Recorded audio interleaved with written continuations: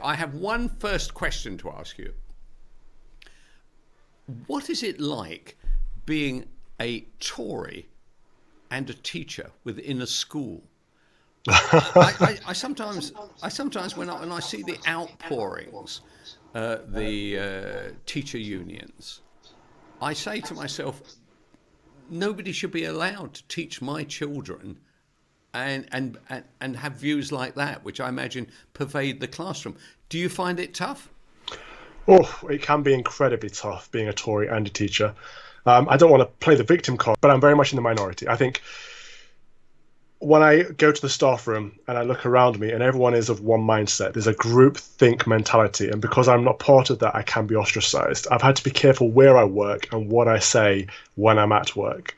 I can give you a couple of examples if you'd like. During the after the referendum, I went into school and people were saying, oh, it's awful, isn't it? It's terrible. And I'm kind of trying to keep my mouth shut. I'm happy. I'm elated because I was a Brexiteer. I fought very hard for vote leave, and I didn't think in a million years that we'd win it, and we did. So I'm keeping my mouth shut, and then I get pulled aside by my senior leaders, and this is like the headmaster and the deputy headmaster pulled me aside and said, Calvin, now we know you're one of them. What does that mean, first of all? Oh my God! Well, indeed, but just whatever you do, God. don't mention Brexit. I'm here to teach these young kids. I'm a computer science teacher. That's what I'm here to do. I'm not planning on mentioning Brexit. But as I go around the school during that day, everyone's talking about, oh no, it's awful. What's going to happen next? It's just like what's happening in America with Trump. And then there's announcements on the PA system.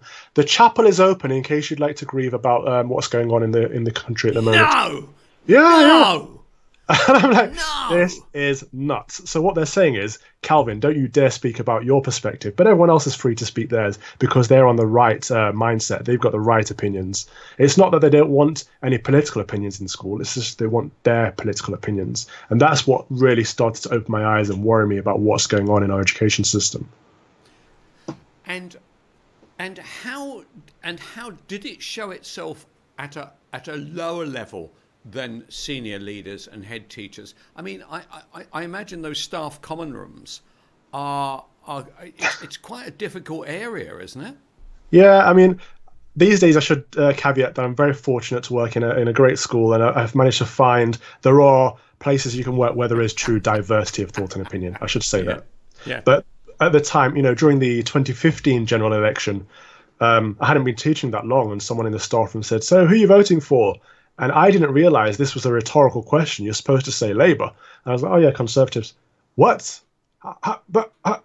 This is the response, like a literal gasp of air and kind of jaws dropping. And people, they're baffled. They're like, what, but you're not evil. You don't hate children. Why would you vote for the Tories? And they can't get it through their mindset that not everyone sees the world in the way that they do. And that just because you don't agree with them doesn't make you evil. But Calvin, I've seen. Go on. Could you explain then to our viewers, what is it about becoming a teacher that naturally believing that socialism is the answer? Why is it they don't have a wider thought, or are they misleading you and they're actually voting Conservative themselves when they go in the box? No, there are a few Conservative teachers that I have met, thankfully. Not many, but there are a few. But no, the reason is, there's two reasons. One is that in schools, the problem we have is people go through school, they go through university, and they go back to school. A lot of teachers haven't entered the real world.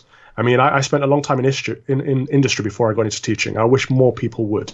Programs like Teach First are fantastic. Teach people with good industry experience, take people with good degrees and take them into schools. That's the way to do it. But people who've had that mindset of being in education and not leaving it, all they've known is the left-wing indoctrination. All they've experienced is the socialism and the Marxist mentality. So they don't know anything else. They're not exposed to real life. That's one of the problems.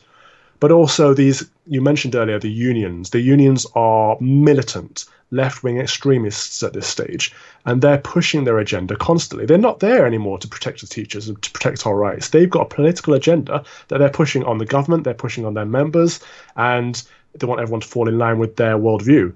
So it's a two-pronged approach, and that's why a lot of our teachers, I think, but also, like all of the care professions, there are a certain type of person is attracted to them. You know, it's the same in the NHS, same in a lot of public sector bodies, that we do tend to see a lot more left-wing people than right-wing people. And that's fine. I've no problem with that. It's just that when they're pushing their views on young people, and we do see this in the classroom, you know, we see teaching resources going up on renowned teaching resource websites that show, you know, if you're left wing, you care about people, you support our NHS, and you're a nice person. If you're a right wing person, maybe you vote Conservative. Maybe you don't care so much about people and about society, and maybe you don't want to fund our NHS.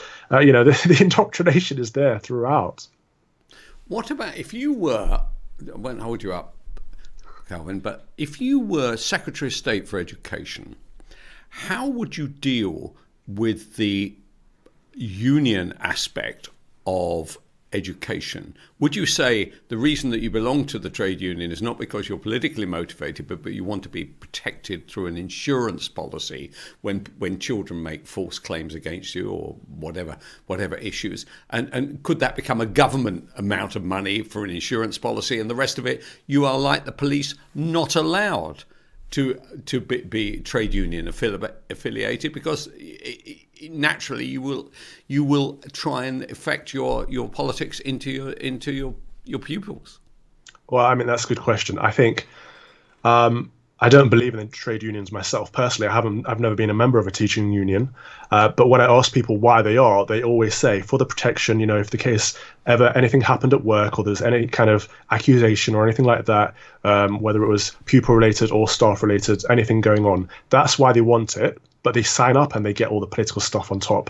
So there are alternatives. I'm a member of EDAPT, which is it's like a legal body that it's like an insurance scheme basically. Yeah, so that if ever anything happened, someone would have my back. And that's all you need. You don't need all the political stuff on top. But if I was Education Secretary, one thing that I would do would be loosen the reins on bodies like Ofsted. So we already have these bodies set up that can look into dodgy things that are going on in schools, but they've got their hands tied right now, and that's with a lot of things. You know, there's at the moment, Amanda Spielman, the head of Ofsted, the chief inspector, said that there are a lot of illegal schools around the country doing really, really dodgy stuff, but her hands are tied on what they can do with these illegal schools. That's one aspect. You know, if we let Ofsted and let these bodies get on with the work that they see that they need to do, we'd be in a better shape. And that likewise for the unions, they could handle some of that stuff as well. So I know that you love your politics as well as you love your teaching. Are you making any headway at all into the current administration, which is going to be there for 4 years anyway, to make these points on top of, for instance, the leader of Ofsted making them? I don't know how much difference we're making. I'm not so much lobbying the government. I'm more at the moment I'm putting resources out there to support teachers. So, for example, you know, with the whole Black Lives Matter movement that we know is a socially Marxist, anti-capitalist, anti-Western organization that has sinister undertones. We know this, but a lot of schools are not necessarily aware, and parents and teachers are pushing schools to do something, to react to this moment that we're going through. So they're teaching, you know, critical race theory, you know, that white supremacy is a thing and white privilege is a thing, and basically that white people are racist and everyone else isn't. And all of this kind of stuff is getting pushed on schools. So what I'm doing as part of this Don't Divide Us movement is to put resources out there to say, look, we know this is an issue. Race relations is an issue, and racism is still prevalent in the UK, not to the extent I think. But here are some ways of addressing it without stoking division. You know, here's some conversations you might want to have with your pupils. These are some resources to use in your school without subscribing to critical race theory and all that very, very derogatory, horrible stuff that people are putting out there and pushing on schools. Brilliant. So I'm trying to balance it from that angle. Well said, Calvin. Always good to talk to you. Thank you very much indeed for your time, and good luck with your teaching as well as your politics. Thank you very much. Pleasure. Thank you.